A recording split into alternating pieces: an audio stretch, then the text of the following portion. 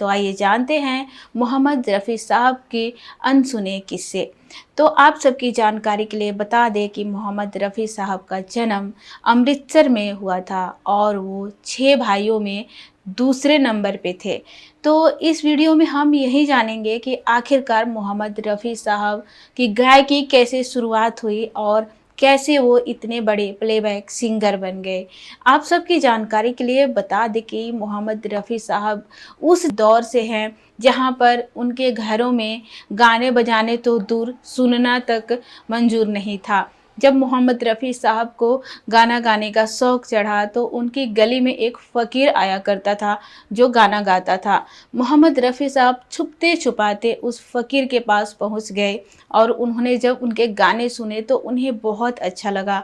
जब वो उनके गाने सुनने के बाद घर आते थे तो उसी की तरह नकल उतार कर वो रियाज किया करते थे। तो इस तरह से उनकी गायकी की शुरुआत हुई। आप सबकी जानकारी के लिए बता दें कि मोहम्मद रफ़ी साहब का पहला जो शो था वो लाहौर में हुआ जब उनकी उम्र 13 साल की थी और ये संजोगवश हुआ जब कुंदन लाल जो हैं कुंदन लाल सहगल उनका शो था। वहाँ पर जब बिजली चली गई तो उन्होंने शो करने से साफ साफ इनकार कर दिया, जिसके बाद जो शो के आयोजक थे उन्होंने मोहम्मद रफ़ी साहब को एक मौका दिया, उन्हें गाने के लिए कहा और जब मोहम्मद रफ़ी साहब ने वहां अपना परफॉर्मेंस दिया उसके बाद दर्शकों के साथ साथ केएल सहगल ने भी बहुत सराहना की और उन्होंने ये भी कहा कि ये लड़का आगे चलकर बहुत बड़ा गायक बनेगा।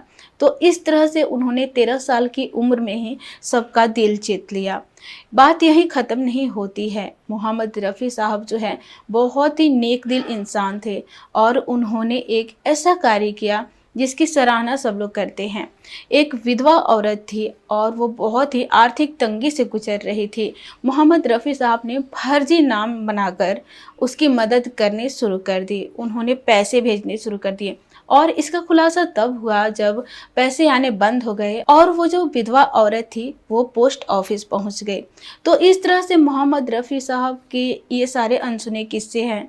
उनके किस्सों में एक और किस्सा ये भी है कि उन्होंने कभी भी संगीतकार से ये नहीं पूछा कि हमारे गाने के लिए कितने पैसे मिलेंगे। यहाँ तक कि उन्होंने 1 रुपये लेकर भी गाने गाए हैं, लोगों का दिल जीता है। आप सबकी जानकारी के लिए बता दें कि मोहम्मद रफ़ी साहब जो है वो 31 जुलाई 1980 को हम सबको छोड़कर इस दुनिया से हमेशा हमेशा के लिए चले गए और उनके देहांत के बाद उनके अंतिम दर्शन करने के लिए करीब करीब 10,000 लोग उनके अंतिम दर्शन करने पहुँचे थे। तो इस तरह से मोहम्मद रफ़ी साहब जो है उन्होंने अपने गानों के माध्यम से सबका दिल जीते और सबके दिलों पर आज भी राज करते हैं।